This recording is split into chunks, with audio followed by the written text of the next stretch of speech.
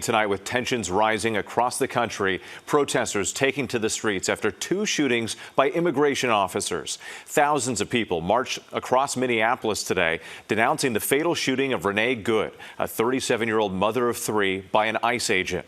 Protesters also gathering from Austin, Texas, to Durham, North Carolina, and in Portland, Oregon, after a man and woman were shot by a Border Patrol officer. That couple accused of having ties to a notorious Venezuelan gang.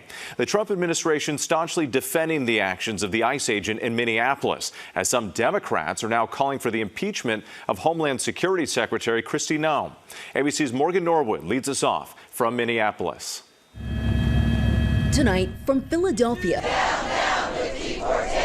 to Durham to New York and Minneapolis, demonstrators demanding justice following the deadly shooting of 37-year-old Renee Nicole Good, the mother of three shot and killed by an ICE agent in Minneapolis this week. We've been telling them to get out. They're not leaving.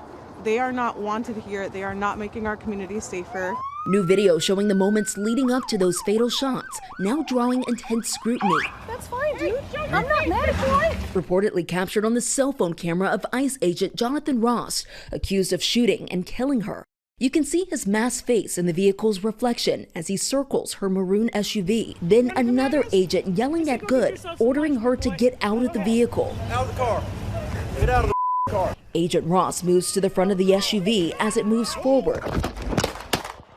He fires 3 shots, including one through the windshield. Good's vehicle then crashing into a parked car. Witnesses outraged. Shame!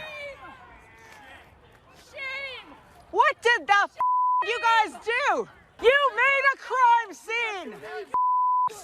You shot someone! The Trump administration insisting the agent acted in self-defense. I can believe that her death is a tragedy while also recognizing that it's a tragedy of her own making. But Minneapolis Mayor Jacob Frey pushing back on the government's narrative. We've got all 2 eyes, and I can see a person that is trying to leave.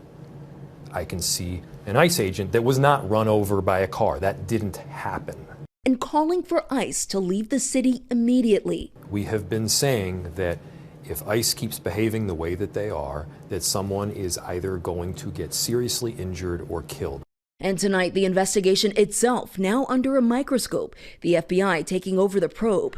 Thursday, President Trump seemingly acknowledging that the agency is not sharing evidence with Minnesota state officials, who are now seeking their own investigation.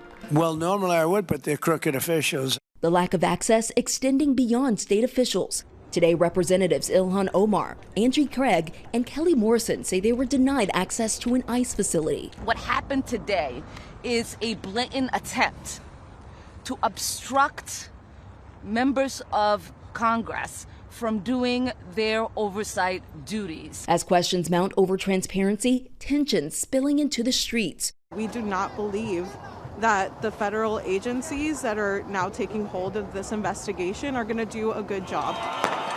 Though protests have been mostly peaceful, more than 24 people detained Friday night, police say, for unlawful assembly downtown after authorities moved to disperse the crowd. Thousands more gathering today.